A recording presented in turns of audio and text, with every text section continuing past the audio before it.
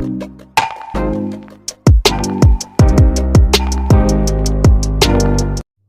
दोस्तों, मैं मनमोहन सविता स्वागत करता हूं आपका अपने YouTube चैनल पर, जिसमें आज हम बात करेंगे दैनिक समसामयिकी के अति महत्वपूर्ण प्रश्नों पर, जिसमें आज दिनांक 29 अप्रैल 2021 की 10 अति महत्वपूर्ण प्रश्नों को शामिल किया गया है, जो कि आपके सभी कॉम्पिटिटिव एग्जाम के लिए काफ़ी हेल्पफुल होंगी तथा आपको अपने सपने की ओर एक कदम आगे लेकर जाएंगी।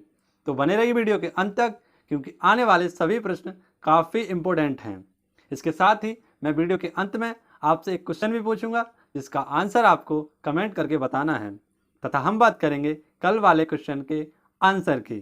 तो बने रहिए वीडियो के अंत तक, क्योंकि आज वीडियो के अंत में मैं आपको एक बड़ी घोषणा करने वाला हूं, जिसके तहत आपको पता चलेगा कि किस प्रकार से पूरे के पूरे अप्रैल की एक पूरी श्रृंखला मैंने तैयार की है और एक ही वीडियो में सारे क्वेश्चनों को शामिल करने की कोशिश की है। तो देखना ना भूलें उस वीडियो को भी। चलते हैं आज के पहले क्वेश्चन की ओर। आज का पहला क्वेश्चन ही काफ़ी इंपॉर्टेंट है। आइए देखते हैं इस क्वेश्चन को। पूछा गया है कि हाल ही में पृथ्वी के सबसे पास व सबसे छोटे ब्लैक होल की खोज की है, इसे क्या नाम दिया गया है? तो हाल ही में monthly notice of the royal astronautical society ने मिल्की वे, यानी जो हमारी आकाशगंगा है, मिल्की वे गैलेक्सी में हमारी पृथ्वी के पास सबसे पास एवं सबसे छोटे ब्लैक होल की खोज की है। यह ब्लैक होल लगभग पृथ्वी से 1500 प्रकाश वर्ष की दूरी पर स्थित है और अब हमारी गैलेक्सी मिल्की वे के अंदर ही मौजूद है। इसके बारे में जानकारी बहुत ही मुश्किल से मिलती है, यहाँ तक कि इसे खोजना भी आसान काम नहीं है।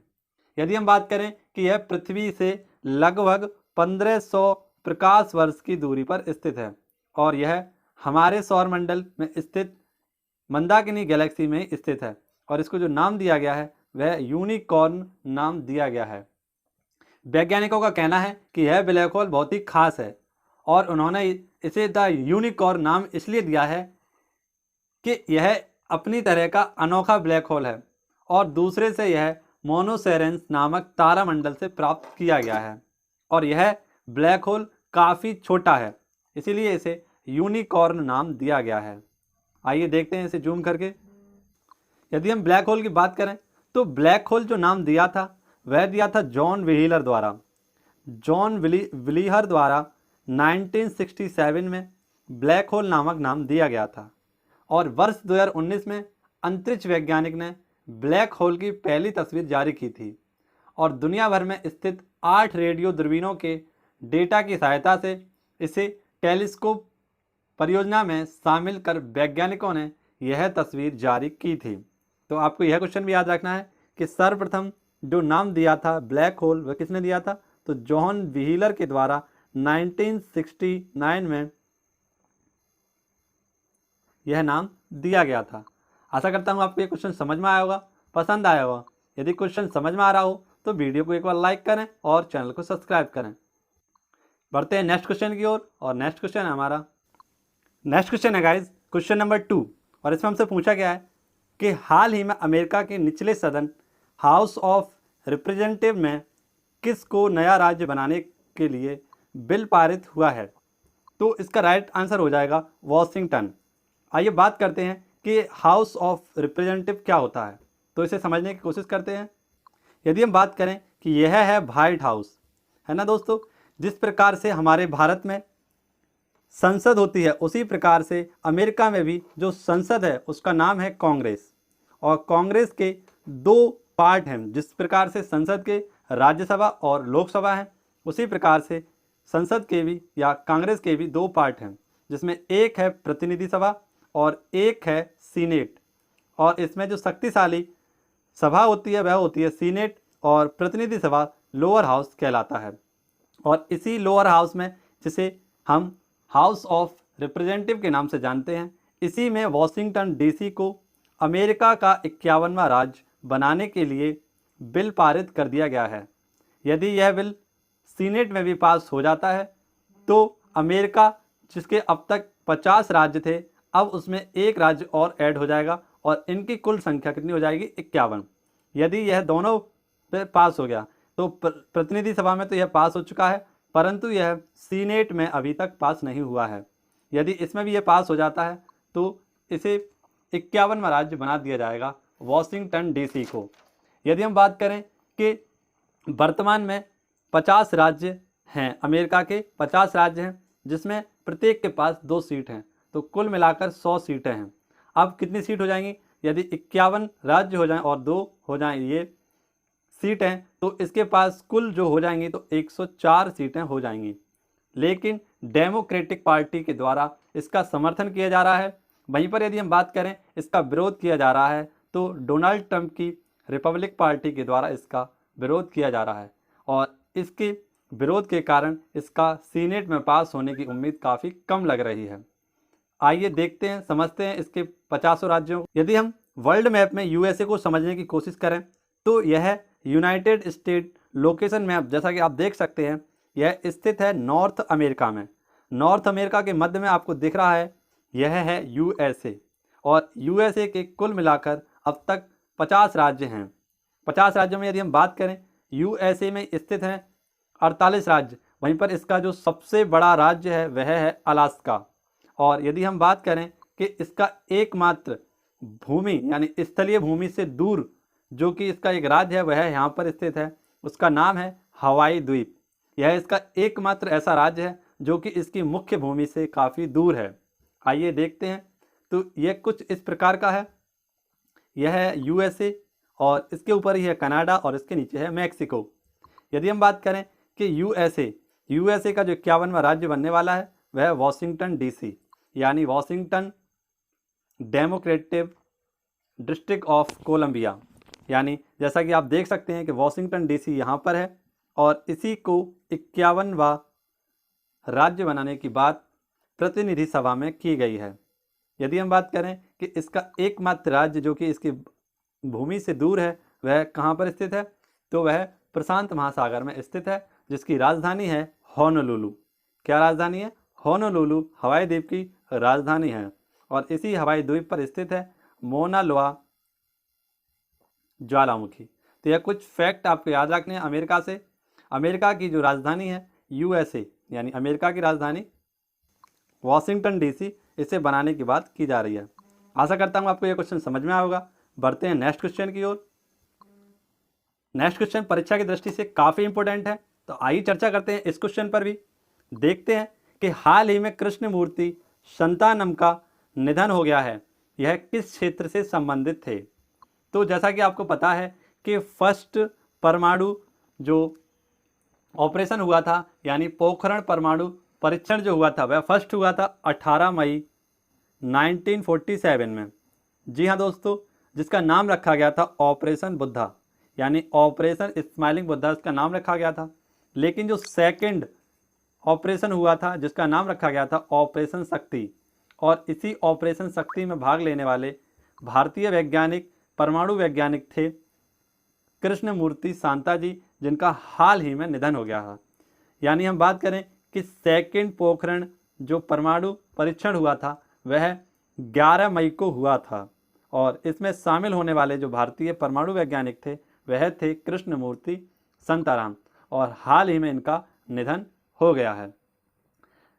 11 फरवरी 1998 में यह हुआ था पोखरण परमाणु परीक्षण, और इसी में परमाणु वैज्ञानिक के रूप में वर्क करने वाले थे कृष्णमूर्ति संतानम। जी हाँ दोस्तों, संतानम के द्वारा ही यह किया गया था, और इसमें प्रधानता निभाई थी भारत के राष्ट्रपति डॉक्टर APJ अब्दुल कलाम जी के द्वारा। APJ अब्दुल कलाम ने इसमें वर्क किया था, लेकिन और अटल बिहारी जी द्वारा इसका नेतृत्व तथा इसका कार्यभार संभाला गया था। लेकिन इसका प्रतिनिधित्व किसने किया था? तो डॉक्टर कृष्णमूर्ति शांताराम के द्वारा इसका प्रतिनिधित्व किया गया था। नेक्स्ट क्वेश्चन हमारा, यह क्वेश्चन भी हमारी परीक्षा की दृष्टि से काफ़ी इंपॉर्टेंट है। आइए इस पर भी चर्चा करते हैं और जानते हैं इस क्वेश्चन के बारे में। तो RBI ने प्राइवेट सेक्टर बैंकों के प्रबंधक निदेशक, जिन्हें हम MD के नाम से, तथा मुख्य कार्यकारी अधिकारी जिसे CEO और पूर्णकालिक निदेशक जिसे WTD के कार्यकाल को कितने वर्ष के लिए सीमित कर दिया है? तो हाल ही में 26 अप्रैल 2021 को भारतीय रिजर्व बैंक ने देश के प्राइवेट सेक्टर के बैंकों के प्रबंधक निदेशक, एमडी और मुख्य कार्यकारी अधिकारी, सीईओ और पूर्णकालिक निदेशक यानी WDT के कार्यकाल को 15 वर्ष के लिए सीमित कर दिया है। तो इसका राइट आंसर हो जाएगा 15 वर्ष। आरबीआई के नए दिशा निर्देशों के मुताबिक किसी भी निजी बैंक में एमडी सीईओ की अधिकतम आयु 70 वर्ष से अधिक नहीं होनी चाहिए और इसी के साथ यह तय कर दिया गया है कि किसी भी सीईओ और एमडी की आयु 70 वर्ष से अधिक नहीं होनी चाहिए। यदि हम बात करें कि यह संशोधन निर्देश स्मॉल फाइनेंस बैंक यानी स्मॉल फाइनेंस बैंक सहित सभी निजी क्षेत्र के बैंकों पर लागू होगा। यदि हम बात करें कि आरबीआई वर्तमान में कार्यरत अध्यक्ष, एमडी और सीईओ या पूर्णकालिक निदेशकों का कार्यकाल पूरा करना देगा। यदि हम बात करें उदय कोटक की, तो हाल ही में इसके जो उदय कोटक हैं, डॉक्टर उदय कोटक जी, इनका 2021 में इनकी नियुक्ति हुई थी, जिन्हें 3 वर्ष का कार्यकाल दिया गया था। तो जिन लोगों का कार्यकाल अभी बटा हुआ है उन लोगों को या उन एमडी सीईओ को अपना कार्य पूरा करने के बाद ही उन्हें उनके पद से हटाया जाएगा या उनकी सीमा को बढ़ाया जाएगा। तो इसका राइट आंसर तो हो जाएगा 15 वर्ष। एमडी सीईओ WTD का जो कार्यकाल सीमित कर दिया गया है वह 15 वर्ष कर दिया गया है।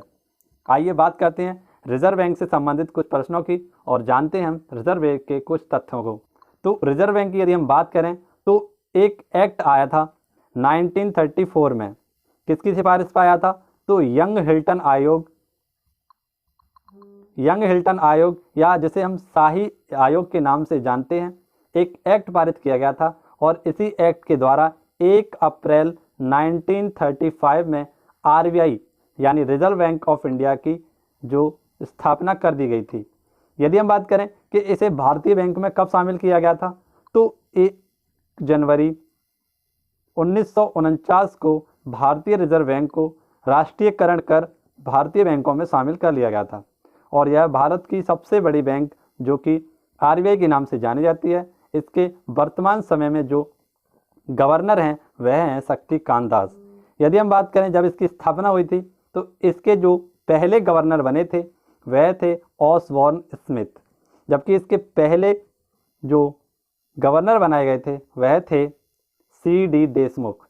CD देशमुख जी इसके पहले गवर्नर थे और वर्तमान समय में इसके जो अध्यक्ष हैं वह हैं शक्तिकांत दास और इससे पहले जो 24वें गवर्नर थे इसके वह थे उर्जित आर पटेल। उर्जित आर पटेल जी इसके 24वें गवर्नर थे, जिनकी एक फेमस बुक को आपको याद रखना है, ओवरड्राफ्ट। इनकी फेमस बुक थी ओवरड्राफ्ट। आशा करता हूँ आपको यह क्वेश्चन समझ में आया होगा। बढ़ते हैं नेक्स्ट क्वेश्चन की ओर। नेक्स्ट क्वेश्चन हमारा क्वेश्चन नंबर 5। हाल ही में किस राज्य ने डॉल्फिन जनगणना संबंधित आंकड़े जारी किए हैं?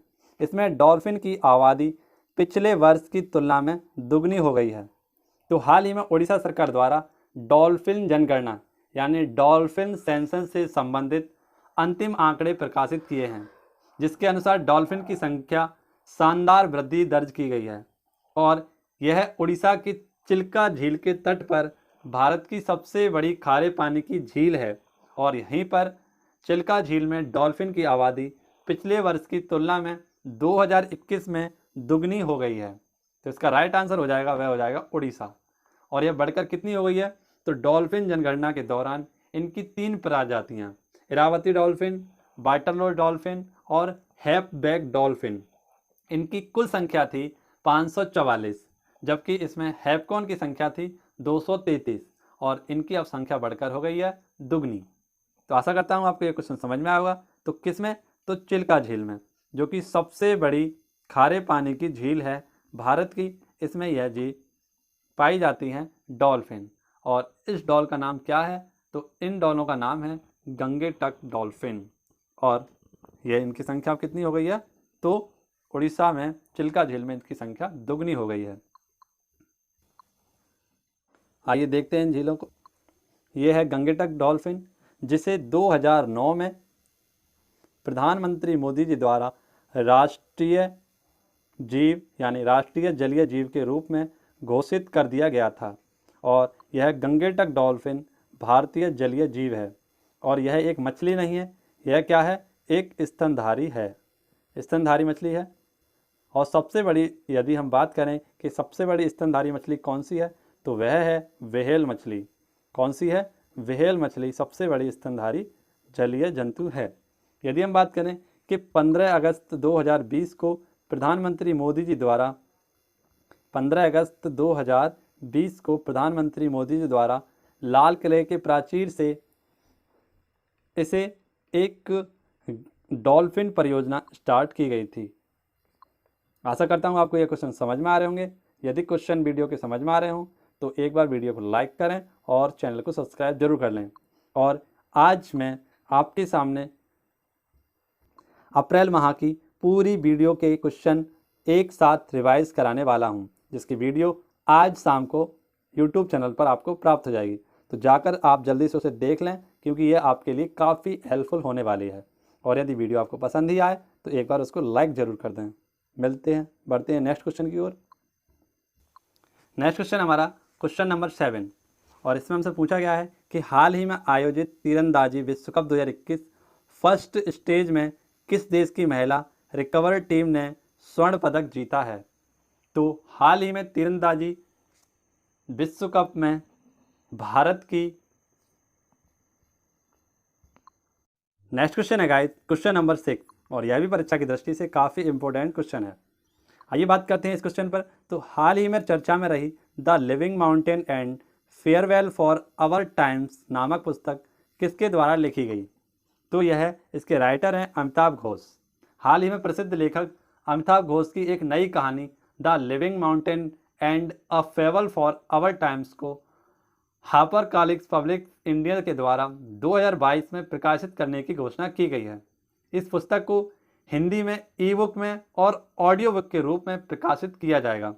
यह इसकी खास बात है कि इसे ई बुक में यानी फ़ोनों में भी चला सकते हैं, और इसी के साथ इसे ऑडियो के साथ तथा इसे आम हिंदी बुक में इसे लॉन्च किया जाएगा। यह वर्तमान समय के लिए काल्पनिक कहानी है, जिसमें इंसानों को प्रकृति की किस तरह से शोषण किया जा रहा है, या इंसानों के द्वारा प्रकृति का किस प्रकार शोषण किया जा रहा है, इसके बारे में यह पुस्तक हमें बताएगी। यदि हम बात करें अमिताभ घोष जी की, तो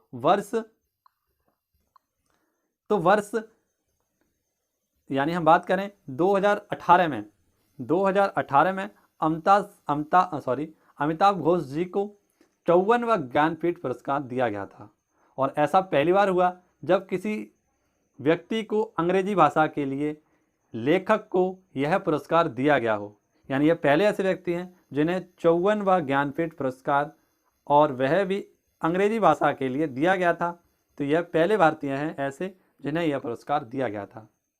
अमिताभ घोष का वर्ष 1989 में जो उपन्यास लॉन्च किया था, उसके लिए इन्हें साहित्य अकादमी पुरस्कार से भी नवाजा गया था। और ये काफ़ी चर्चित व्यक्ति हैं बुकों के मामले में। आप देख सकते हैं पीछे इनकी कितनी सारी बुक रखी गई हैं। ये सारी की सारी बुक इन्हीं के द्वारा लिखी गई हैं।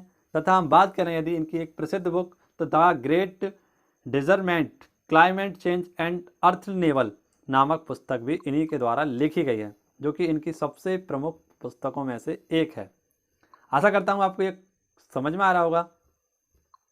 यदि इसी के साथ मैं बात करूँ कि एक इम्पोर्टेंट बुक जो कि आपकी परीक्षा के लिए काफ़ी इम्पोर्टेंट हो सकती है, तो हम बात करें ए सॉन्ग ऑफ इंडिया, यह किसकी बुक है? तो यह जो बुक है वह है रस्किन बॉन्ड की ए सॉन्ग ऑफ इंडिया नामक बुक परीक्षा की दृष्टि से काफ़ी इम्पोर्टेंट है। इसी के बाद मैं बात करूं ए प्रॉमिस लैंड जो बुक है वह अमेरिका के पूर्व राष्ट्रपति बराक ओबामा की यह फेमस बुक है, ए प्रॉमिस लैंड।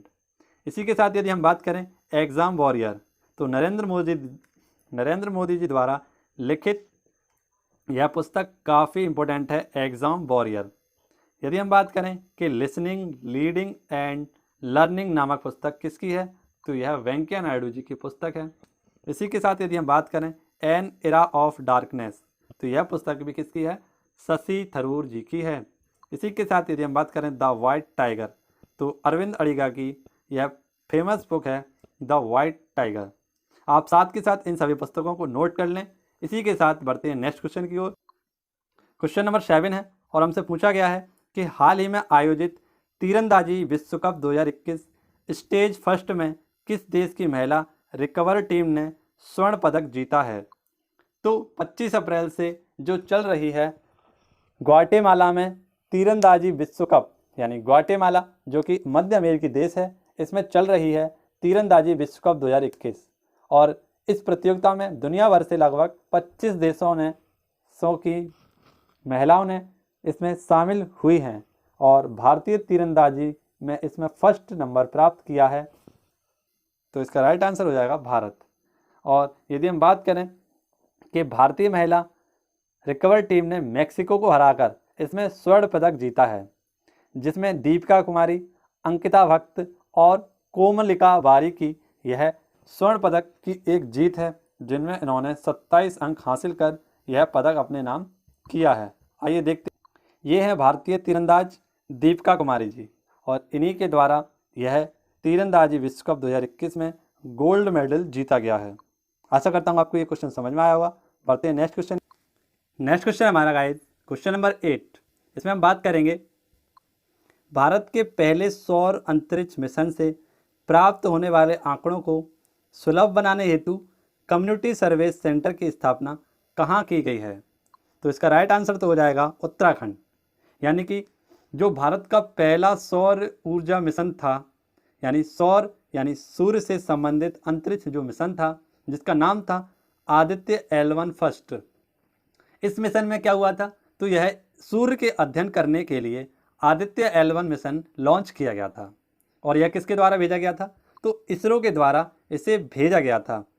किसको, आदित्य L1 फर्स्ट मिशन, जो कि सूर्य का मिशन था और इसमें जितने भी सूर्य से संबंधित आंकड़े थी, इन सभी के आंकड़ों को प्रदर्शित करना आदित्य L1 का उद्देश्य था। इसी के साथ अब 2021 में इसके आंकड़ों को प्राप्त करने के लिए एक कम्युनिटी सर्विस सेंटर की स्थापना की जा रही है और इस सर्विस सेंटर का जो नाम रखा जाएगा वह रखा जाएगा आदित्य L1 सपोर्ट सेंटर। और यह कहाँ पर स्थापित होगा, तो यह उत्तराखंड में स्थापित होगा। आइए दिखाता हूँ इसकी फ़ोटो आपको एक बार। तो कुछ इस प्रकार का होगा यह कम्युनिटी सर्विस सेंटर, जिसका नाम रखा गया है आदित्य L1 सपोर्ट सेंटर। यह कुछ इस प्रकार का होने वाला है और यह कहाँ स्थापित होगा, तो उत्तराखंड में यह स्थापित किया जाएगा। आशा करता हूँ आपको यह क्वेश्चन समझ में आया होगा। बात करते हैं हम उत्तराखंड। यदि हम बात करें उत्तराखंड की, तो उत्तराखंड से संबंधित कुछ प्रश्न हमारी परीक्षाओं के लिए काफ़ी इंपॉर्टेंट हो सकते हैं। तो भारत के जो दक्षिणी छोर में नॉर्थ छोर पर स्थित है उत्तराखंड। यदि हम जूम करके देखें तो कुछ इस प्रकार का हमें दिखने वाला खंड। यदि हम बात करें कि उत्तराखंड में जो नए CM की नियुक्ति की गई है वह की गई है तीरथ सिंह रावत। और यहाँ के नए जो मुख्यमंत्री बने हैं वह कौन बने हैं, तो सर्वप्रथम यही क्वेश्चन आपका बन जाएगा कि तीरथ सिंह रावत जी को यहाँ का नया प्रधानमंत्री के रूप नए मुख्यमंत्री के रूप में चुना गया है। वहीं पर यदि हम बात करें कि राज्यपाल कौन है यहाँ की, तो यहाँ की राज्यपाल है देवी रानी मौर्य। यहाँ की नई राजधानी हाल ही में जो बनाई गई है वह बनाई गई है गैरसैंण। गैरसैंण यहाँ की नई ग्रीष्मकालीन राजधानी है या शीतकालीन राजधानी है। यहाँ पर विधानसभा सीटों की जो संख्या है वह 70 है और चंबा नामक सुरंग भी यहीं पर स्थित है। आशा करता हूँ आपको यह क्वेश्चन समझ में आ रहा होगा। यदि हम बात करें कि सबसे बड़ा national park Hailey national park, जिसका नाम रखा गया है हेमिस नेशनल पार्क, यह भी कहाँ स्थित है, तो यह भी उत्तराखंड में ही स्थित है। इसी के साथ फूलों की घाटी भी उत्तराखंड में स्थित है और लाइकेन पार्क फर्स्ट उत्तराखंड में ही खोला गया है। तो ये सारे के सारे कुछ क्वेश्चन जो करंट अफेयर से संबंधित थे, आपकी परीक्षाओं के लिए काफ़ी इंपॉर्टेंट हो सकते हैं। तो आप इसे राइट डाउन करते जाएं और यदि वीडियो पसंद आ रही हो तो वीडियो को लाइक करना ना भूलें। बढ़ते हैं नेक्स्ट क्वेश्चन। नेक्स्ट क्वेश्चन हमारा और परीक्षा की दृष्टि से काफ़ी इंपॉर्टेंट क्वेश्चन है। ये भी बात करते हैं हाल ही में जारी Chandler good government index 2021 Chandler good government index 2021 में भारत को कौन सा स्थान दिया गया है। तो हाल ही में चांडर गुड गवर्नमेंट इंडेक्स विश्व भर में 104 देशों की सरकारों की क्षमताओं और प्रभावशीलता को नापने के लिए सरकारी पेशेवरों द्वारा सरकारी पेशेवरों के लिए तैयार किया गया वार्षिक सूचकांक है और किसी राष्ट्र की सफलता में अच्छी सरकार का एक निर्णय करार देने के लिए चांडर गुड गवर्नमेंट इंडेक्स यानी CGGI, इसको हम शॉर्ट फॉर्म में कह सकते हैं CGGI, और नागरिकों और व्यवसायियों के लिए सकारात्मक परिणामों को हासिल करने हेतु इस इंडेक्स को जारी किया गया है। और इसमें भारत का जो स्थान दिया गया है वह 49 स्थान दिया गया है। वहीं पर यदि हम बात करें कि इसमें फर्स्ट कौन आया है, तो इसमें फर्स्ट आया है फिनलैंड। फिनलैंड इसमें फर्स्ट आया है और भारत में इसकी इंडेक्स में जो रैंक दी गई है वह 49 दी गई है। तो ये लिस्ट मैंने आपके सामने 20 देशों की आपके सामने रख दी है, तो आपको यह भी याद रखनी है। इसके साथ ही भारत की रैंक भी मैंने आपको बता दी है। बढ़ते हैं नेक्स्ट क्वेश्चन की ओर, और नेक्स्ट क्वेश्चन आज का हमारा लास्ट क्वेश्चन है, क्वेश्चन नंबर 10, और पूछा गया है हाल ही में दंतक परियोजना समाचारों में थी, यह परियोजना भारत और किस देश के बीच की है? तो यह हाल ही में सीमा सुरक्षा यानी सीमा सड़क सुरक्षा, जिसे हम BRO के नाम से जानते हैं, यानी बॉर्डर रोड्स ऑर्गेनाइजेशन की सबसे पुरानी परियोजनाओं में से एक दंतक परियोजना भूटान में अपनी डायमंड जुबली पूरी कर रही है, यानी यह अपने 60 वर्षों को पूर्ण कर रही है। और ये किससे संबंधित है? तो भूटान से संबंधित है। इस परियोजना की स्थापना 24 अप्रैल 1961 में की गई थी। कब? तो 24 अप्रैल 1961 में की गई थी और हाल ही में इसके 60 वर्ष पूर्ण हो गए हैं। यह भूटान के तीसरे राजा और भारत के तत्कालीन प्रधानमंत्री जवाहरलाल नेहरू के दूरदर्शी नेतृत्व का परिणाम था। और इस परियोजना के अंतर्गत पिछले कुछ वर्षों में भूटान में लगभग 5000 मीटर लंबे पुलों के साथ साथ लगभग 16,000 या 1600 किलोमीटर लंबी मार्गों को भी बनाया गया है। हाल ही में एक पुल के टूटने पर इसका भी पूरा निर्माण कराया जाएगा। तो यह किससे संबंधित है? तो इसका राइट आंसर हो जाएगा भूटान। यह दंतक परियोजना किससे संबंधित है? तो भूटान और भारत से। और इस पुल को जोड़ने के लिए पुनः से यह चर्चा में रही है और 60 वर्ष पूरे होने के कारण इस पुल को भी जोड़ा जाएगा। यदि हम बात करें BRO की, तो बॉर्डर रोड ऑर्गेनाइजेशन यानी BRO, इसकी जो स्थापना हुई थी वह कब हुई थी? तो वर्ष 1960 में BRO की स्थापना की गई थी। BRO किसके अधीन आता है? तो यह रक्षा मंत्रालय के अधीन आता है और भारत में जितनी भी बॉर्डर से सटी हुई सड़कों का निर्माण किया जाता है वह किसके द्वारा किया जाता है? तो BRO के द्वारा ही किया जाता है। और ये किसके अधीन कार्यरत है? तो रक्षा मंत्रालय यानी राजनाथ सिंह के मंत्रालय के अधीन है। आशा करता हूँ आपको ये क्वेश्चन समझ में आ रहे होंगे। बढ़ते हैं आज के today question of the day की तरफ। आज का today question of the day है, पूछा गया है हमसे कि प्रतिवर्ष टीकाकरण सप्ताह वर्ल्ड वैक्सीनेशन वीक कब मनाया जाता है? इसका आंसर आपको कमेंट बॉक्स में कमेंट करके बताना है। पिछले क्वेश्चन का आंसर भी आप लोगों ने सही दिया था। बात करते हैं हम पिछले क्वेश्चन के आंसर की। नेक्स्ट क्वेश्चन हमसे पूछा गया है कि प्रतिवर्ष विश्व बौद्धिक संपदा दिवस कब मनाया जाता है? तो इसका राइट आंसर हो जाएगा 26 अप्रैल, यानी वर्ल्ड इंटेलेक्चुअल प्रॉपर्टी डे कब मनाया जाता है? तो यह मनाया जाता है 26 अप्रैल को। दोस्तों, आज के ये क्वेश्चन यदि आपको पसंद आए हो, समझ आए हो, तो वीडियो को एक बार लाइक करें और दोस्तों के साथ शेयर जरूर करें, जिससे कि आपको अप्रैल की पूरी करंट अफेयर की श्रृंखला अच्छे से समझ आए और इसे आप परीक्षाओं में बैठते समय इस क्लास को याद करें कि हाँ, सर ने कुछ पढ़ाया था और उन सर के सारे क्वेश्चन हमारे इस एग्ज़ाम में फंसे हैं। तो यदि वीडियो पसंद आ रही हो तो वीडियो को एक बार लाइक करें। और अंतिम में मैं आपसे यही कहना चाहूँगा, अप्रैल माह का पूरा करंट अफेयर की एक पूरी क्लास बना दी गई है, जिसे आज शाम को अपलोड कर दिया जाएगा। तब तक के लिए इस वीडियो को लाइक करें और चैनल को सब्सक्राइब जरूर करें। धन्यवाद।